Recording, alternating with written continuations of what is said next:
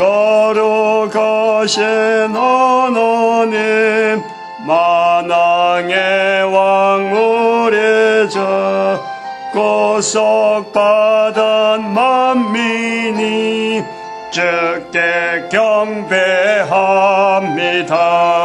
성도들과 천사들 검은 고에 맞추어 영화로우신 만유주 길이 찬양합니다. 아멘. 하나님 말씀 예레미야서 9장입니다. 9장 1절에서 끝절까지 말씀 교독합니다. 1절 말씀 제가 먼저 받들어 봉독드립니다. 어찌하면 내 머리는 물이 되고 내 눈은 눈물 근원이 될고 그렇게 되면 살육당한 딸 내 백성을 위하여 주야로 고급하리로다.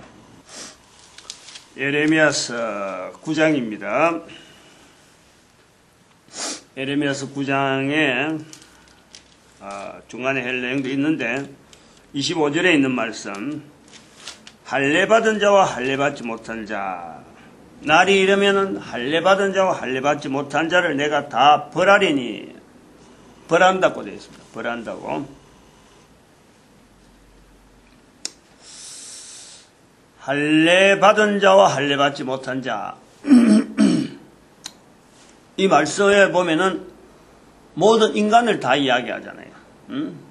할례라고 하는 하나의 이스라엘 백성들에게만은, 요거 하나는 이스라엘 백성들을 특별하게 구별하는 특별한 거죠. 그런데 이스라엘 백성들을 구별한다고 하지만은 또 이것은 남자에게만 해당되는 거예요. 이제 대표성을 두고 할례를 통해서 이스라엘 민족이다 하고 구분하는 거예요.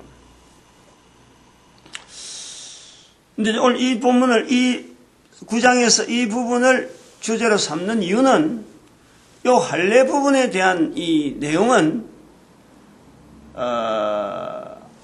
모든 사람을 구원하기를 원하는 하나님의 섭리에서 보면은 이거는 뛰어넘어야 되는 문제라요. 뚫고 나가야 될, 뚫어야 될 어떤 벽이라, 큰 장벽이라. 하나님에 의해서 할례를 주라, 아브라함의 후손들에게 약속을 하면서 네 후손들에게 할례를 주라.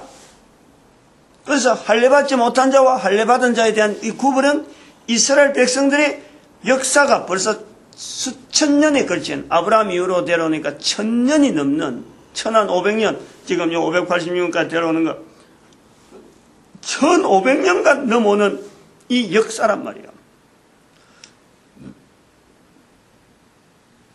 그리고 예수님 당시도 예수님도 할례를 받았거든. 그리고 그 이후로 유대인들이 지금도 유대인들은 할례를 받습니다. 제가 책을 봐서 알아요.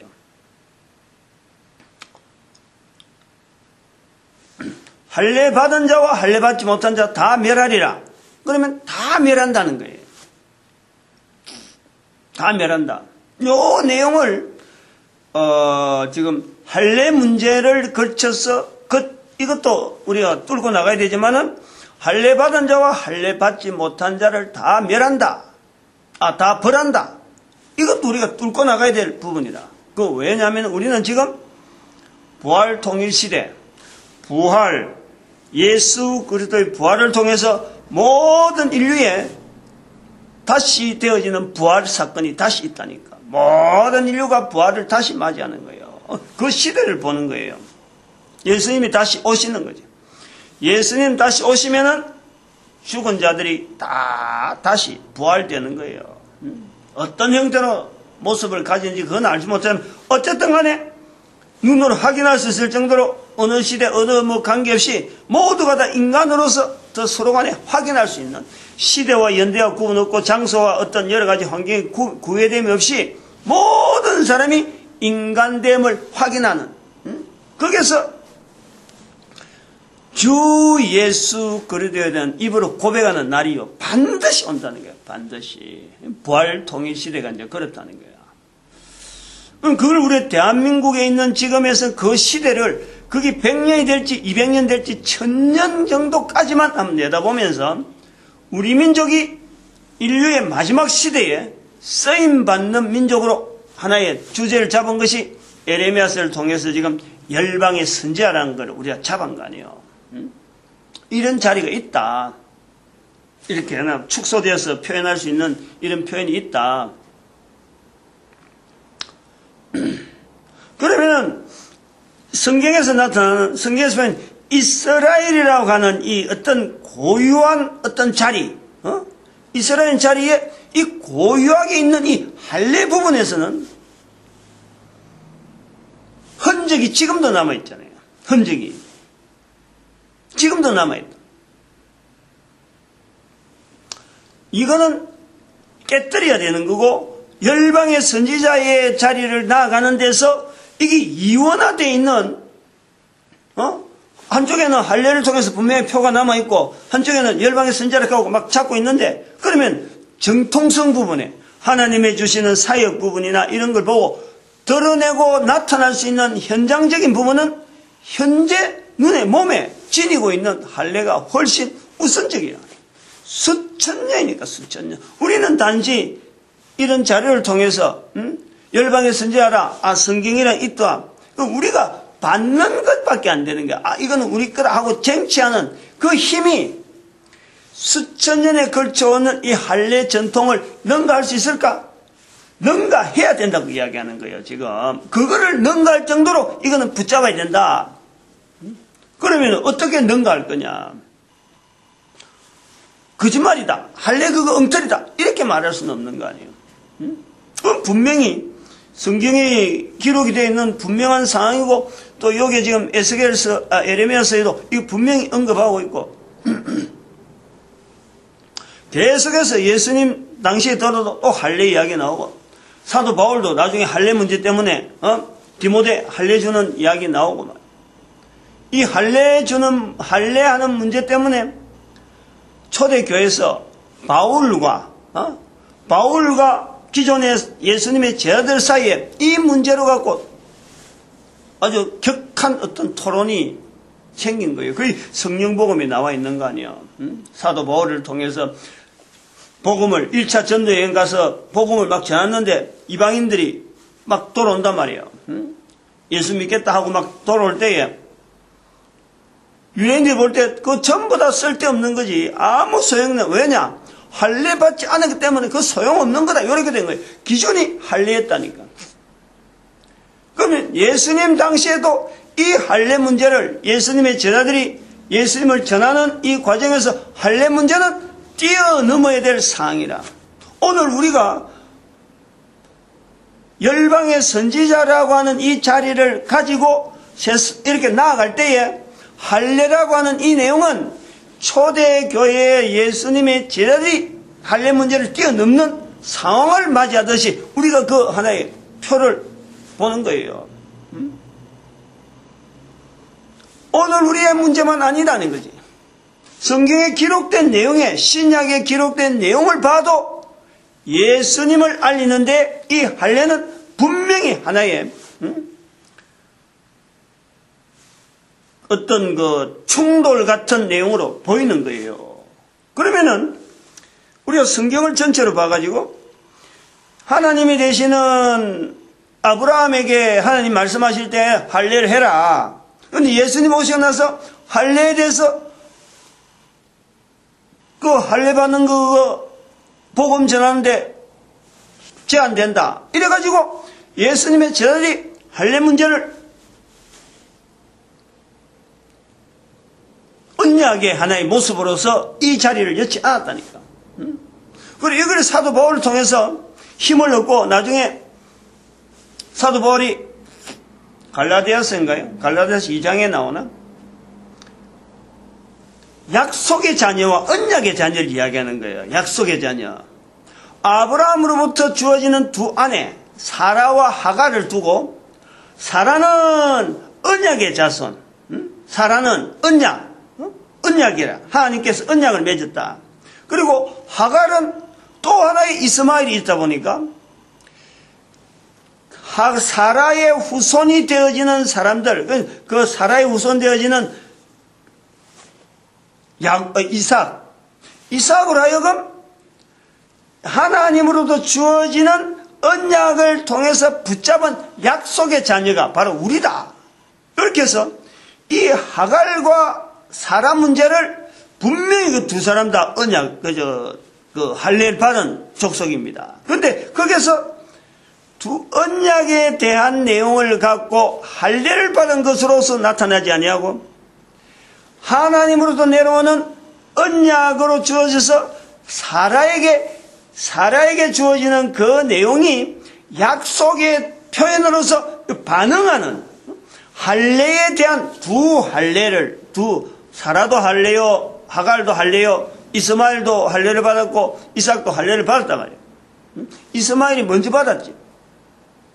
그런데 둘 똑같은 할례에 대한 내용을 갖고 붙잡고 어디가 맞다 안 맞다 이 내용을 하지 아니하고 이삭을 통해서 내려오는 우리가 이삭으로 말미암는 약속의 자녀라 하는 이런 표현을 하는 거예요. 그 바울이 할례 문제에 대해서 이방인에게 복음을 전하는 자기 자리를 가지고 있는 거예요. 그러면 할례 부분에 복음을 전하는 과정에서 거침돌을 역할했느냐? 거침돌이 아니고 하나의 표시라는 거예요. 이것이 분명히 있다는 거예요. 할례 자체를 통해서 할례가 있다는 자체가 하나님으로부터 내려오는 하나의 계속되어지는 어떤 언급들, 어떤 표시들, 이것이 계속되어지면서 하나님 앞에 붙잡아야 될 약속이라고 하는 그 자체를 하나님부터 언약을 통해서 할례가 주어졌다. 할례를 바라보면서 할례를 바라보는 자들이 약속의 자녀로서 참여하는 그 창이 있다는 거예요.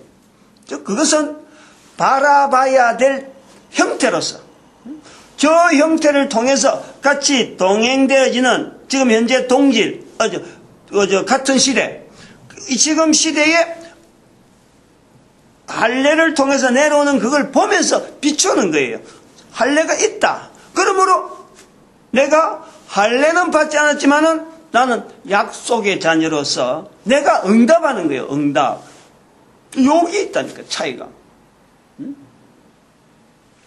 할례 자체를 하나님께서 왜 두셨느냐? 예수님 복음 전하는데 할례를 왜 두셨느냐? 그거를 사도 바울이 할례 받지 않는 이방인들에게 복음을 전하면서 성경에서 구약 성경에서 나오는 이 할례 부분에 대해서 뛰어넘는 벽을 통과하는 그 과정이 뭐냐면은 이걸 잘 염두에 둬야 돼요.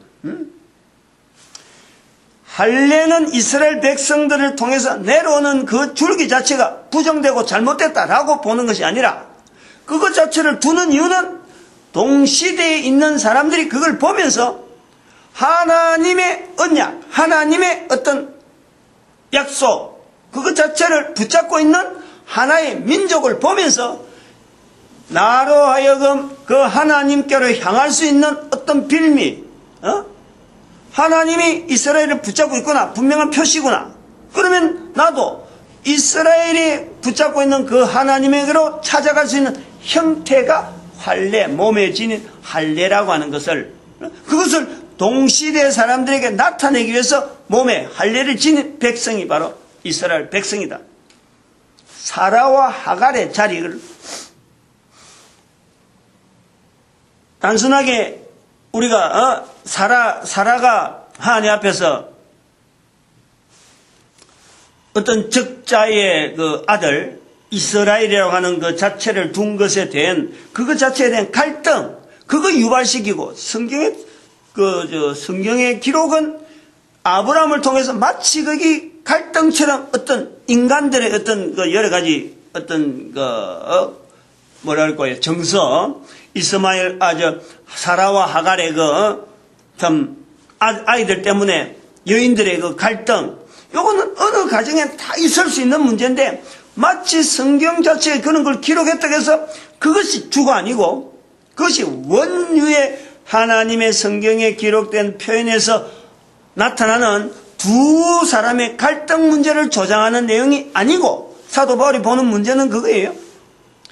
사라와 하갈이라 하는 이 자리가 사라를 뒀다라는 것을, 사라를 해서 정통으로 삼긴다는 것은, 이 삼겨서 남긴다는 것은 하갈의 자리에 있는 사람들이 사라를 보면서 하나님의 존재성, 하나님과 함께하는 자의 그름, 요거 자체를 바라보는 하나의 개체, 그 개체를 인정하는 거예요. 그래서 사라는 몸의 할례를 받으면서 마음의 할례를 받은 또 다른 사람들, 그 직통되어지는 이삭을 통해서 몸의 할례를 받은 자들을 이어지는 그 과정을 통해서 마음의 할례를 받은 약속, 그것을 계속 이어지도록 하나님의 주신 거다, 하나님의 주신 거다, 몸의 할례를 받으면서 하나님의 주신 것에 대한 어떤 그 마음의 할례가 이어지는 통로로서 이걸 보는 거예요. 그러면 하갈은 멀리서 바라보면서 같은 육신의 몸을 이 할례를 받은 두 아들을 둘이 있지만은, 하갈은 마음의 할례를 받기 위한, 즉 하나님의 통로가 저렇게 보여주는구나, 하나님이 함께 하심을 지금 이삭을 통해서 가지고 있구나, 이것을 바라보면서 나도 그 자리에 들어갈 수 있겠다, 그 몸으로 이미 돼 있으니까, 몸으로 할례가 돼 있으니까 나도 그 자리에 갈 수 있겠다 하는 마음의 할례를 받는 자의 자리가 있다니까. 마음으로 할례를 받는 자예요. 약속의 자녀는 마음으로 할례를 받은 자들이 바라보는, 모든 사람이 바라보는, 몸의 할례는 안 받아도 모든 사람이 마음의 할례를 받기를 작정하는 그 바라보는 줄기들, 그것을 내가 일단 받으면은 그것이 바로 다 약속의 자녀로서 다 되어진다는 거예요. 내가 성경에 있는 이야기를 뭐 그냥 장절 이야기 안 해서 성경에 없는 이야기를 하는 것 같아서 한번 봐보죠. 갈라디아서 2장이 맞을기라.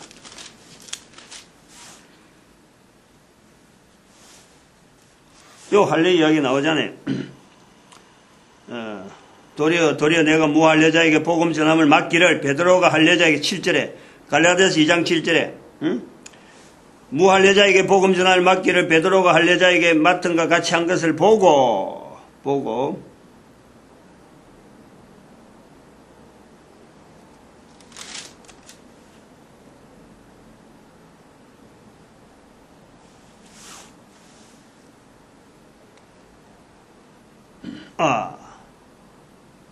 사라 이야기가 뭔가 나오는 것도인데 지금 3장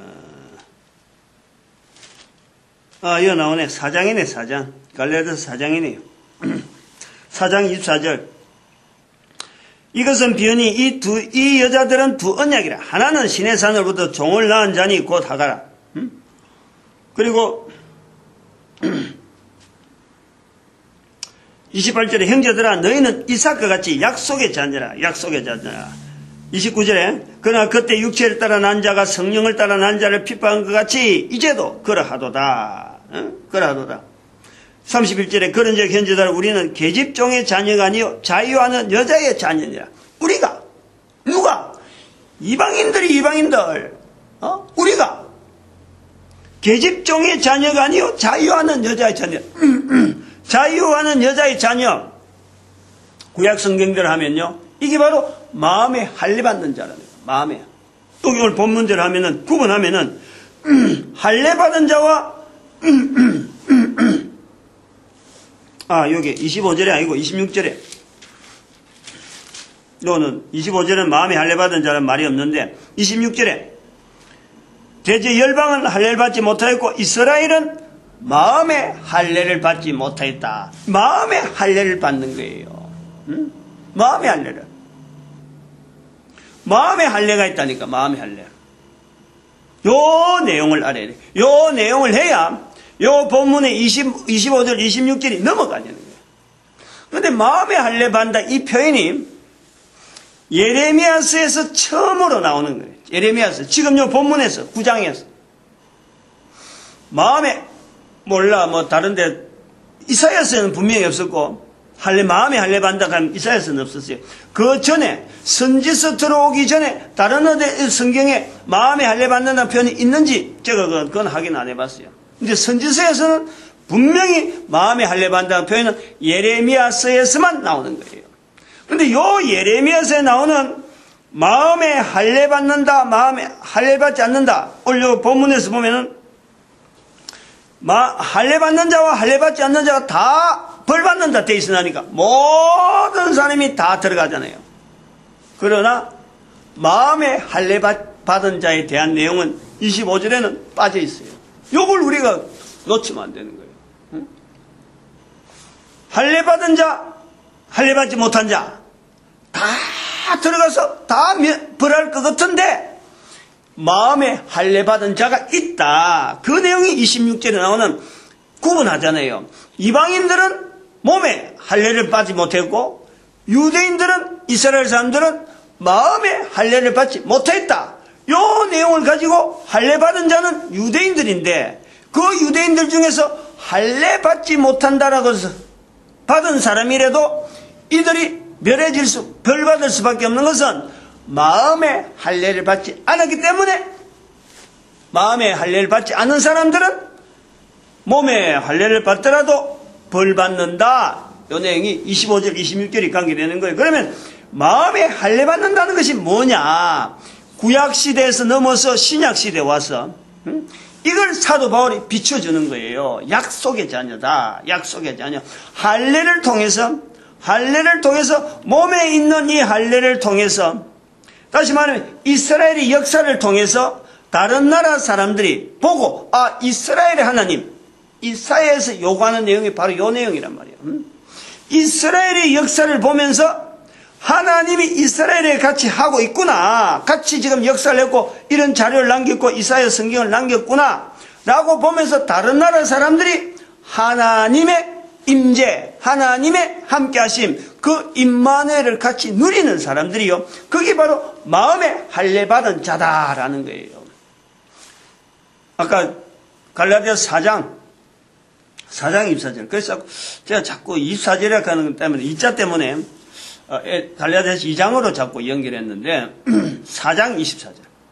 4장 24절 이후로, 두 언약에 대한 표현을 하고 있어요. 그, 새벽 기도 시간에 쭉 가보면은 신약 부분에, 갈라디아서 4장 부분에 분명히 제가 이런 내용을 갖고, 그 당시에도 했어요. 근데 시간이 지나면 또 잊어버리니까. 근데 할례 부분에 대해서 이렇게 내가 또다시 다른 측면을 갖고 이렇게 붙잡지는 않았으니까 그때는 다른 언약 부분에 중점적으로 이야기한 거니까 이 할례 부분은 지금 우리 시점에서 대한민국 사람으로서 대한민국 사람들은 할례 받은 것에 대해서 잘 몰라요. 할례가 뭔지 잘 몰라요. 그러나 대한민국 사람들 남자들은 할례에 대한 내용은 모르더라도 이러한 신체에 대해서 이렇게 하는 건요 거의 다 인식을 해요. 또 거의 다 요즘 어린애들 하는 수술 있잖아. 어린애 때 하는 수술, 포경수술 가는 거. 그 내용이 바로 할례라요, 할례. 어릴 때. 난지 8일 만에 할례를. 그러니까 애들이 아는 것도 아무것도 없을 때. 그러나 그것이 인생 중에서 살아가는 삶 중에서요, 이 할례를 통한 고통을 가장 적게 하는 것이 바로 난지 8일 만에 아무 느낌이 없을 적에. 그때 하는 것이 가장 고통이 없을 시기다. 이게 얼마나 고통스러운지 몰라요.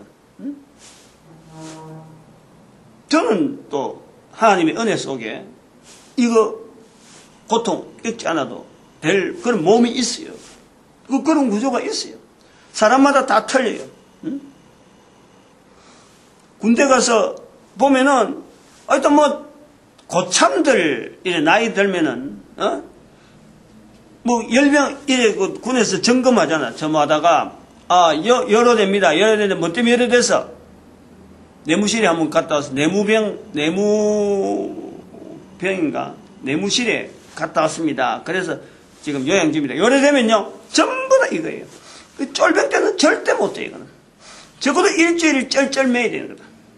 밥 먹을 때 어정어정 걸어 댕기고, 어정쩡하게. 뻔히 알면서 고통스러운 거예요. 근데 이 고통이 그냥 웃으면서 하지만은 이스라엘 사회에서는요, 이게 보통 일이 아니거든. 이거 자체가. 그러니까 사도 바울이 통해서 복음을 전하는데 할례 문제가 나올 적에 유대인들이 고민하는 거예요. 제자들이. 분명히 그 예수 그리스도를 통해서 내 정인이 되라 하는 명령은 있었고, 그런데 전하는 내용에서 복음을 받는 유대인들만 되는 줄 알았는데 이방인들도 이걸 받으니까 이것이 제자들에게 고민되는 거예요. 자기들도 이스라엘 사회도 이 곧 나름대로 진행하는데 엄청난 이것 때문에 애들 자지러지잖아요. 맨날 며칠 동안 그것 때문에 애들 때문에 애가 울고 있는 그 가정이 한두 가정이 아닐 거 아니에요. 잘 지내야 되는 건데 그 뻔히 알면서도 그 대책이 없는 거 아니에요. 그렇다고 해서 잘못 손 봐가지고 병균이나 앓고 이러면 말이에요. 그것 때문에 불구되는 사람들이 성적 불구되는 사람들이 한둘이 나오겠어요? 어마어마하게 나오는 거예요. 이거는 사회적인 부분에 고통 부분에 하나님의 명령을 지킨다 하는 것 때문에 이스라엘 사회에서 나름대로의 고통이라. 그러나 그것 자체를 갖고 거부할 수 있는 사람이 없어. 왜냐하면 이스라엘이라고 하는 표 때문에 이건 어쩔 수 없는 거예요. 남자의 대표성으로서 남자가 있지만은 그걸 지키기 위한 하나의 고난의 이 절차는 누구든지 지나는 거예요. 누구든지. 그래서 사도들이 고민하고 결정하는 거예요. 성령 복음에.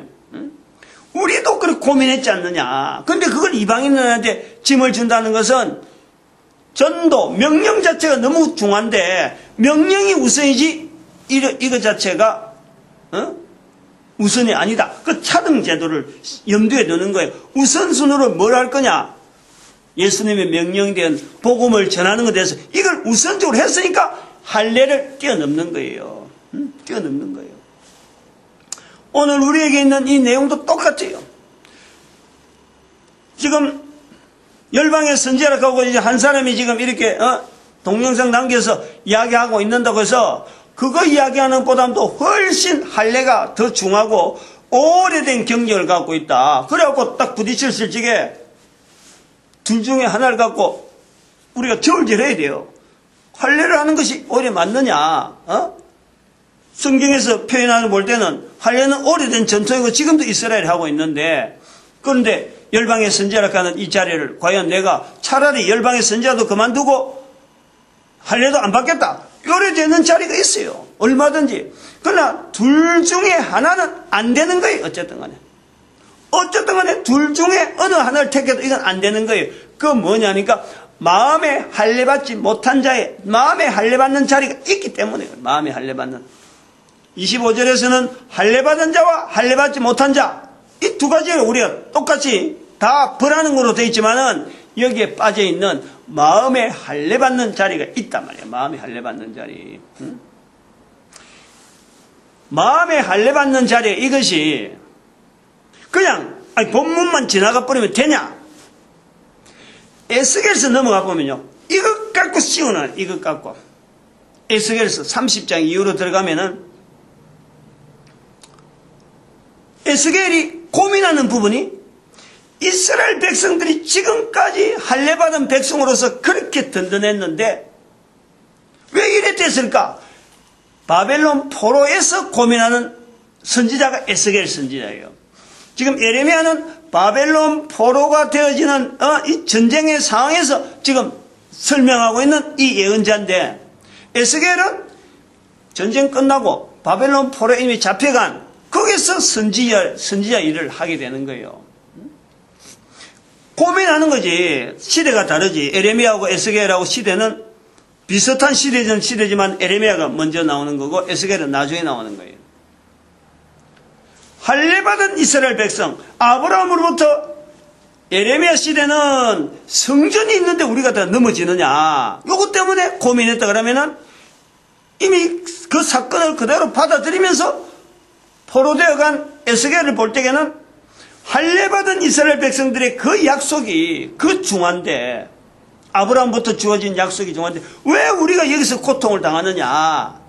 그래서 예레미야 에스겔이 붙잡는 것이 마음의 할례라는 것이 나오는 거예요. 마음의 할례. 여기 나오는 에레미야서에 나오는 에레미야서 9장 25, 26절에 이스라엘은 마음의 할례를 받지 못했다. 할례가 몸에 하는 것이 할례인데 이 몸에 하는 할례를 통해서 마음의 할례가 있구나. 이 개념이요 에스겔 선지자에 나타나는 거예요. 그 에스겔 선지자에 나오는 마음의 할례에 대한 내용이 고민들이 많은 중에 어디에까지 적용하느냐. 하나님께서 말씀하시는 그 말씀, 에스겔서 통해서 말씀하시는 말씀 중에서 에스겔서 44장인가 가보면은 이방인들이 성전에 들어온 문제를 갖고 이야기하는데 바로 몸과 마음에 할례받지 못한 이방인에 대한 대우라는 거예요. 이제 할례를 하나만 하지 않아요. 에스겔서 가보면은 몸의 할례하면 몸의 할례인데 이걸 별도로 보면서 몸에도 그렇고 마음에도 그렇고 할례를 받지 못한 이방인 여기는 성전에 들어오지 마라 하고 언급을 하는 거예요. 언급을 이방인에 대해서 부채성을 두고 언급하는 거예요. 이 내용이요 사도 바울에게 영향을 줬단 말이야. 마음에 할례 받는 게 있는구나. 그러니까 몸에 할례 받는 거하고 마음에 할례 받는 거 요 차이가 있으니까 마음에 할례 받는 쪽으로 사도 바울은 내다보고 그래서 같은 할례 받는 내용에서 몸에 받는 할례가 있고 마음에 받는 할례가 있으니까 이방인들에게는 마음에 할례 받는 쪽으로 밀어야 되겠다. 사도 바울이 붙잡은 게 그거 있다니까. 그냥 혼자서 예수 전하다 보니까 막 사람들이 반응하니까 아이고 좋다 어쨌든 밀어붙이자 이런 식이 아니에요. 철저하게 사도 바울도 성경의 전체적인 문맥 속에서 자기가 하고 있는 행동에 대한 어떤 타당성 이런 걸 검증하면서 자기가 하는 것이 옳다 하고 주장하는 그런 내용이라. 이게 마찬가지예요. 지금 현재 열방의 선지가 똑같다니까. 우리끼리 아는 말로 하냐면 구워 만든다고 해서 열방의 선지자가 한다고 해서 이게 될 일이에요. 성경에 언급되어지는 에레미야서에 언급된 이 내용에 성경에 특히 에레미야서에 있는 여러 가지 상황 자체를 내가 하나하나 점령하고 또 그대로 따라가고 이것 자체를 전부 다 수용하면서 열방의 선지자 자리가 만들어지는 거예요. 할례 문제 언급 안 하고 성경을 지나올 수 있나? 어림도 없어요. 유대인들이 보고 인정을 안 하는 거예요. 여기서 중요한 이야기를 내가 하나 할 테니까 마음의 할례를 받지 않은 유대인들이 있다. 이스라엘이 있다. 요 마음의 할례 받는 상태가 지금 현재 부활 통일 시대에 나아가는 지금의 이스라엘 백성들이 이걸 아주 깜짝 놀라게 들어야 돼요. 깜짝 놀라요. 이스라엘 백성들이 마음의 할례를 받지 못한 상태를 알락을 하면은 어디에 가야 되냐면은 아브라함을 조상으로 하고 있는 이 유대인들의 자리를 뛰어넘어야 돼. 할례가 필요 없다. 할례가 없어도 우리가 얼마든지 하나님과의 관계에서 우리의 자세를 분명하겠다. 하려면은 할 수 있고 또 그런 환경이 될 수 있는 자리가 아브라함을 뛰어넘어야 돼. 아브라함을. 근데 아브라함을 뛰어넘을 수 있는 유대인이 있느냐? 있을까? 그게 있어야 된다. 아브라함을 뛰어넘어서 오늘 우리 대한민국 사람들이 열방의 선제라고 하는 이런 부리점 속에서 할례 때문에 고민하면서 이거 어떻게 할 때 유대인들이 지원할 수 있는 항목이 뭐냐니까 유대인들이 이스라엘이 조상된 아브라함 그걸 뛰어넘으라는 그 성경의 어마어마한 비약이죠. 뛰어넘는데 무조건 뛰어넘느냐? 창세기 10장에 벨렉의 자리로 뛰어넘어야 돼. 벨렉도 아브라함의 조상이거든. 그 조상의 자리를 아브라함에게 머물지 않고 벨렉까지 가야 된다. 벨렉까지. 그게 마음에 할례 받는 이스라엘 백성들 2013년 부활 통일 시대를 통해서 우리 한민족에게 열방의 선지자 자리를 가지고 고민하는 우리에게 이스라엘 백성들이 같이 고민할 수 있는 것은 바로 이스라엘이 아브라함을 뛰어넘어서 벨렉에게까지 갈 수 있느냐? 그러면 우리가 벨렉의 형제되는 욕단의 후손들이 그동안에 홍익인간을 붙잡고 5,000년을 성경이 없는 가운데 참 몸에 할례를 받지 않는 이방인의 모습으로서 우리가 떨어져 있었던 거예요. 그러면 이 벨렉과 욕단 자체를 연결하는 이 구조가 지금 현재 이스라엘과 한민족의 피착 안에 떨어져 있던 그 관계를 성경을 조상 자체를 조금만 더 언급해버리면은 이게 나타나면서 온 온 지구에 있는 모든 인류의 형편을 사라와 하갈의 자리에서 비교할 수 있는 거예요. 결국 사라와 하갈이 아브라함으로부터 주어지는 그 할례라고 하는 그 구조, 언약이라고 하는 구조를 가지고 하나님 앞에서 모아지는 내용으로 모든 인류를 그 속에 포함시키는 거예요. 아브라함을 조상으로 하고 있는 그 근거도 분명하고, 그리고 그것보다 더 앞에서 벨렉이 하나님 앞에서 어떤 동생 욕단하고 동진하지 못한 그 짐이 벗어지는 거예요. 그 두 나라가 왜 지금 현재 이런 모습이 되어질까? 동쪽과 이 서쪽에 지구의 한대 반대편에서 서로 간에 이렇게 나타나고 있는 이런 모습이 왜 있어지느냐? 이 지구를 근거로 해서 살아가고 있는 모든 인간들의 결국 방향이 이 두 형제가 바로 야긴과 보아스, 성전의 야긴과 보아스로서 이스라엘 백성들이 지금 예루살렘을 가지고 있어서 성전이 없잖아요.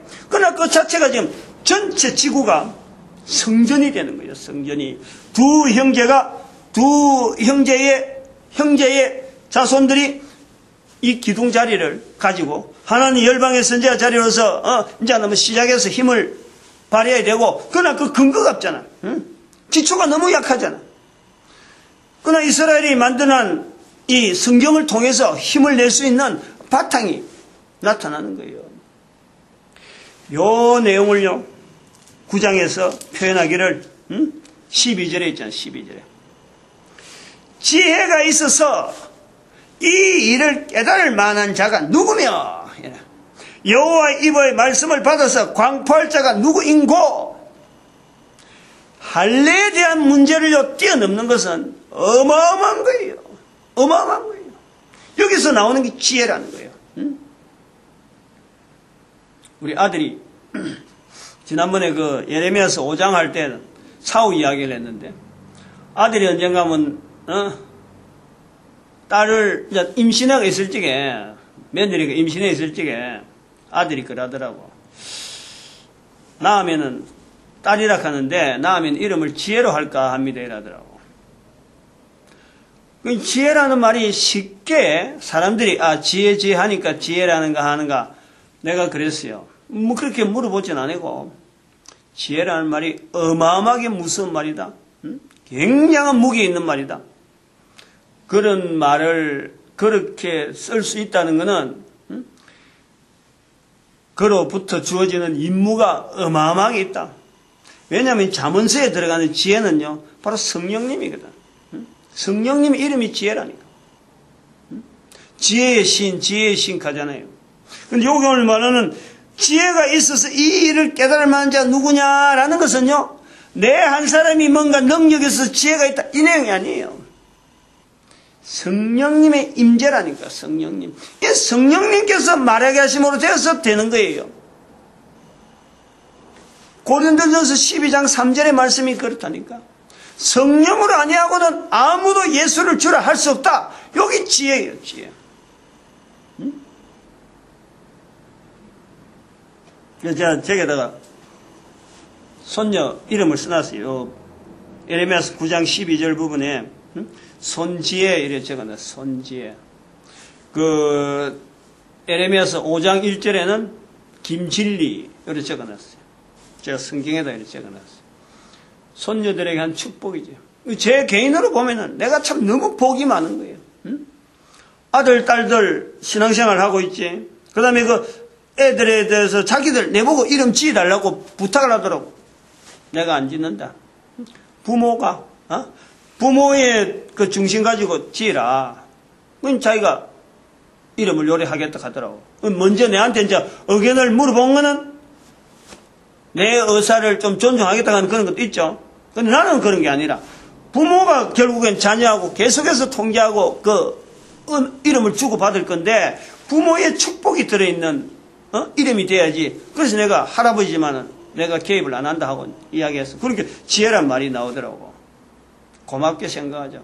내가 한 사람으로서 살아있으면서 아들, 딸들, 신앙, 그리고 손녀들의 이렇게 이름 지어진 거 보고요. 내 스스로가 엄청난 위로를 받고 있어요. 한 개인의 인생에 참 이렇게 위로하시는 하나님의 섭리를 느끼고 있는 거예요. 열방의 선제라고 하는 이거는요, 우리 민족이 붙잡아가지고 여기서 몰두하면은 우주가 변화되어지는 어마어마한 파워들이요, 우리에게 있다는 것을. 누가 아느냐?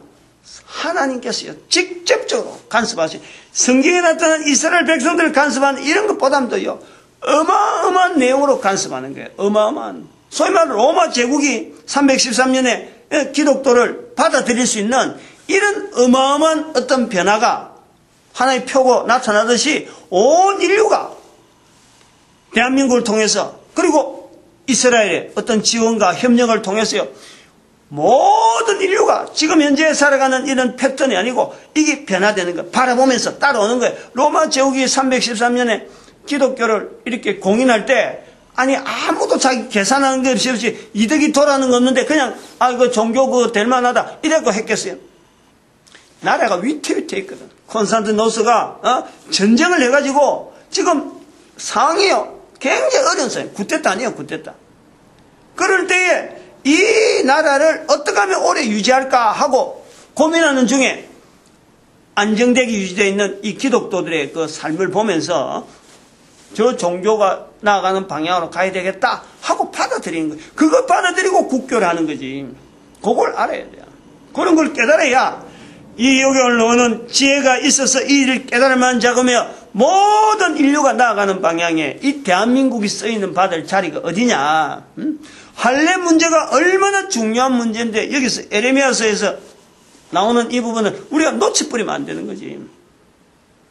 제가 요거에 대해서 잠깐 예를 들게. 어제 왔던 한 청년에 대한 내용을 우선 요 내용 한번 봐봐요. 여기 이창환 목사가 카톡으로 보낸 자료가 있는데 이 유튜브에 올라와 있는 자료들하고 한번 봐봐요.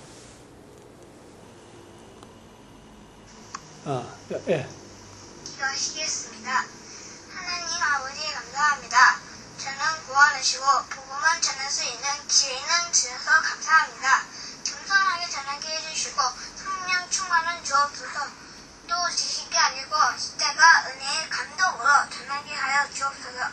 혹시 불신자가 있다면 이 복음을 듣고 예수님은 그리스도로 영접하게 하여 주시고, 병든자가 있다면 치유받게 하여 주시고, 문제 있는 자가 있다면 복음을 듣는 때 문제가 해결되게 하옵소서.